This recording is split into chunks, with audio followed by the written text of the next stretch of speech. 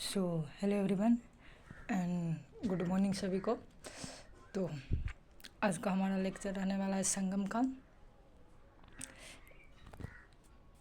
जो 3 century BC से लेके 3 सेंचुरी AD तक था और 3rd सेंचुरी BC से लेकर 3rd या कह सकते हैं तो 300 BC से लेकर 300 AD तक था। अगर संगम काल या दक्षिण भारत का कांस्य युग नहीं बल्कि यह महायुग है, महापाषाण युग है। कहे तो यह दक्षिण भारत का है। दक्षिण भारत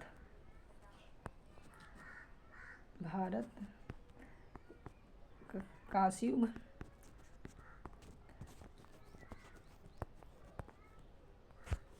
युग कांस्य युग है और यह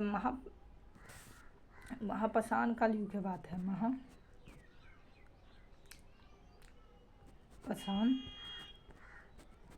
युग इसे दक्षिण भारत का लौह युग भी कह सकते हैं। यह आपको क्विक रिवीजन के तौर पर काम करेगा। आप पढ़ रही है तो दक्षिण भारत के लौह युग।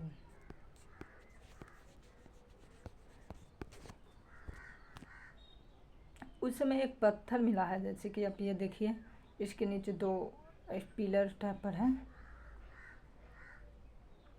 देखिए इसे लगा होगा, इसे डोमन कहते थे। डोमेन यह कब्र के पास होता था। क्या के पास? कब्र के पास पत्थर यह होता था, इसे डोमन कहते थे। और एक और पत्थर मिलेगा जो आपको ऐसे, इसे ऊपर को मेनिहीर कहते थे, यह भी कब्र के पास मिलता था। तो ये 2 नाम प्रकार का पत्थर याद रखेगा। उस समय के बर्तन, जो बर्तन है वो काली पटरी, आप समझ ही रहे होंगे, काली और लाल बर्तन है। चलिए कम्युनिटी की बात करें, समझते होंगे कम्युनिटी तो देहाती पास्टोरलियल कम्युनिटी था। देहाती या कृषि करना जानते थे, कृषि करना जानते थे लेकिन नहीं करते थे। कम्युनिटी बताएं दे कि इस समय की जो कम्युनिटी थी वो क्या थी, तो देहाती पास्टोरियल कम्युनिटी थी।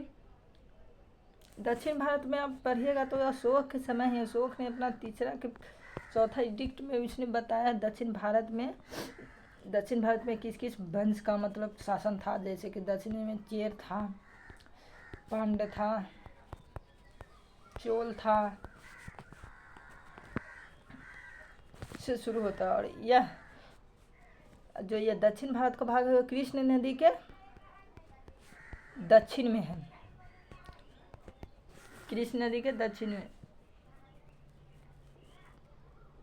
दक्षिण भारत का भूगोल थोड़ा समझिए। दक्षिण भारत का भूगोल,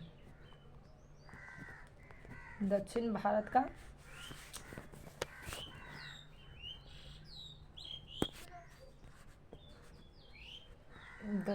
का जियोग्राफी आप समझिए। इंग्लिश में बोले तो, हिंदी में बोले तो भूगोल। कुछ जो उधर की भूमि थी उसको थीनई कहा जाता था। थीनई क्या था? तो उस समय भूमि का भाग था। क्या था? तो भूमि का भाग था थीनई। जो इसका मालिक, किसका? भूमि का मालिक को मूवेंदर कहते थे। MUVENDAR मूवेंदर कहते थे।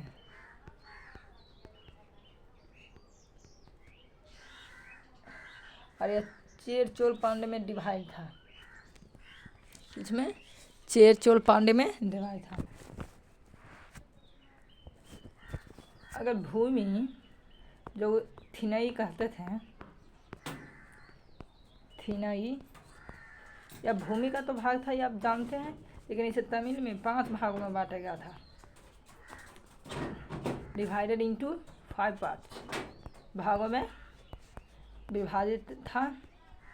और 5 भाग को जानेंगे तो देखिए 5 भाग में है, जैसे कि 5 भाग जो भूमि का था उसमें था कुरु नची, पल्लई,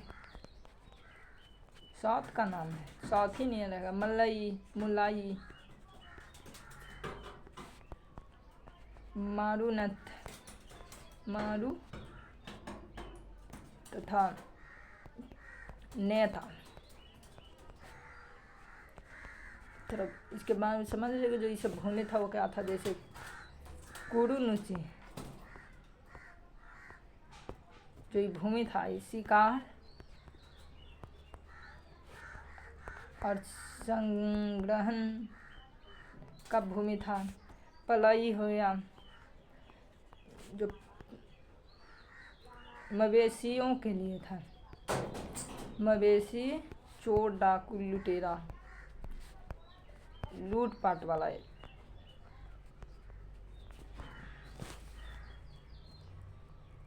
मारुतम जो था कृषि भूमि था, और नेताल मछली पकड़ने की भूमि था। यानी समझ रहे, मछली पकड़ने का मतलब कि यह समुद्री भूमि था या नमक संग्रहालय का यह था।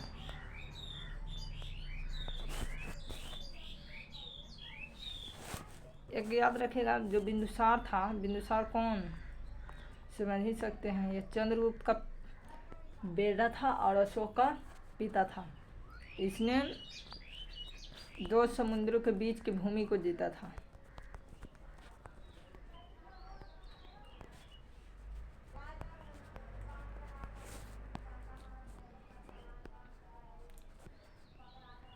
अशोक के आगे हम पहले ही बताया कि जो अशोक का शिलालेख है उसमें मेंशन किया गया है दक्षिण भारत के राजा वंशों का। तो अशोक के अभिलेख जो शिलालेख हैं इसमें ताम्र पानी जो कि श्रीलंका के लोगों के लिए था,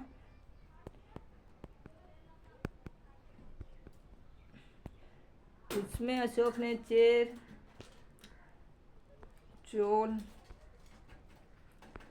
और पांड्य का वर्णन किया है, जिसमें चेर को केरल पुत्र कहा है।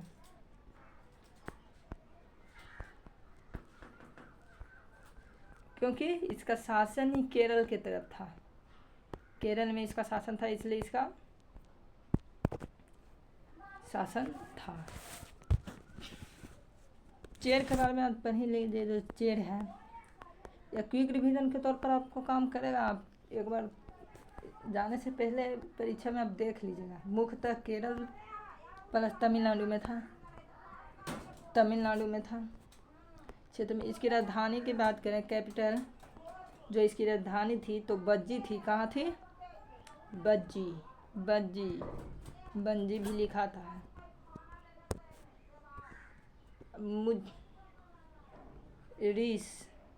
मुजरिस एवं कारूर भी कहते हैं, इतना याद रखिएगा। इसका बंदरगाह था, बंदरगाह शहर जो मुजरिस में है, और ये मुचिरिस कहते हैं या टोंडो कहते हैं। इसका प्रतीक चिन्ह धनुष तीर इसका प्रतीक चिन्ह था। पुगेलूर शिलालेख में चेर का वर्णन मिलता है, आप याद रखिएगा। और महानतम चेर शासक सेन गुटवन हुआ है जिसे लाल चेरा कहते हैं। और कंघी पूजा की शुरुआत की थी। तो चेर वंश में इतना रहने देते हैं। तो कल के लेक्चर में हम लोग चोल वंश के बारे में पढ़ेंगे। और कृपया चैनल को सब्सक्राइब करें तथा नोटिफिकेशन ऑन करें तथा कमेंट में हमें बताइएगा कि चोल वंश था वह अपने किस सेना के लिए जाना जाता था। कमेंट में आप हमें बताइएगा। तो आज के लेक्चर में इतना ही। So thank you.